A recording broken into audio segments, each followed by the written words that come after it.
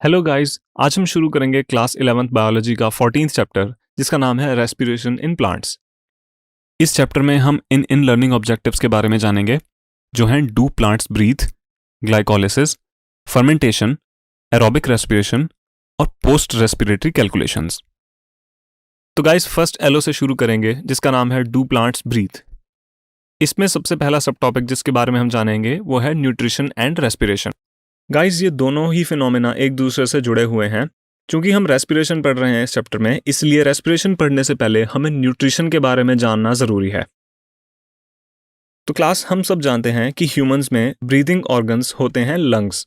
हम ऑक्सीजन को इनहेल करते हैं और CO2 को एक्सहेल करते हैं।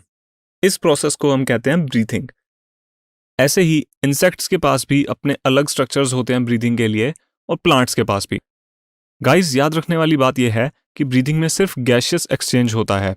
रेस्पिरेशन का मतलब होता है कि उन इनहेल्ड गैसेस यानी ऑक्सीजन का यूज करके हम न्यूट्रिएंट्स को ब्रेक करके उनसे एनर्जी डिराइव कर सकें।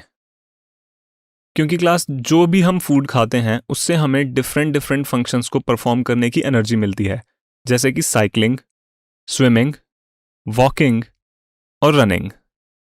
ये सारे फंक्शंस हमारी डेली लाइफ के लिए बहुत ज़रूरी हैं, और इन सब को करने के लिए जो एनर्जी मिलती है वो हमें मिलती है रेस्पिरेशन से। तो क्लास सोचने वाली बात यह है कि क्या प्लांट्स के अंदर भी ऐसा कुछ होता है, वो भी खाना बनाते हैं और वो भी एनर्जी डराइव करते हैं उस खाने से? तो आगे आने वाली स्लाइड्स में हम इसी क्वेश्चन को एड्रेस करेंगे। तो गाइस प्लांट्स के पास एक स्पेशल टाइप का स्ट्रक्चर रहता है जिसकी मदद से वो अपना खाना बनाते हैं। इस स्ट्रक्चर को हम कहते हैं क्लोरोप्लास्ट। इन्हीं क्लोरोप्लास्ट की मदद से प्लांट्स अपना खाना खुद बनाते हैं, जिस प्रोसेस को हम कहते हैं फोटोसिंथेसिस।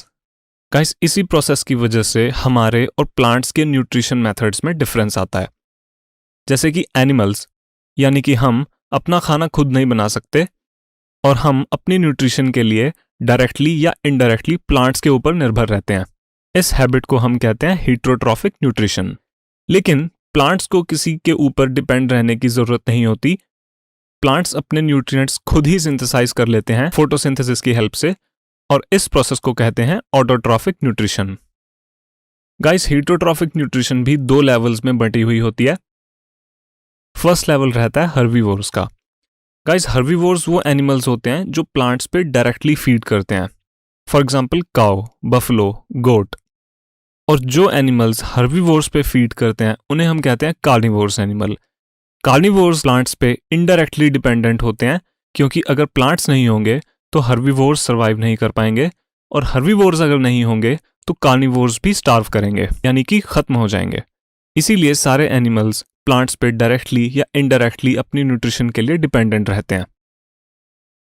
तो गाइस हम जो भी खाना खाते हैं वो हमारी बॉडी में छोटे छोटे पार्टिकल्स में ब्रेक डाउन हो जाता है, और वो छोटे छोटे पार्टिकल्स फिर रेस्पिरेशन की प्रोसेस में एंटर करते हैं, और फिर इसका एंड प्रोडक्ट बनता है ATP।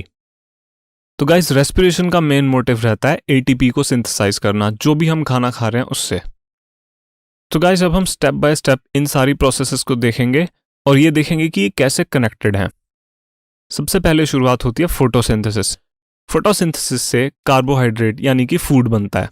इस फूड को फिर स्मॉलर पार्टिकल्स में तोड़ा जाता है, और फिर इन स्मॉलर पार्टिकल्स को रेस्पिरेशन की मदद से आगे प्रोसेस किया जाता है, और एंड में फिर इससे बनती है हमारी एनर्जी करेंसी जिसे हम कहते हैं ATP।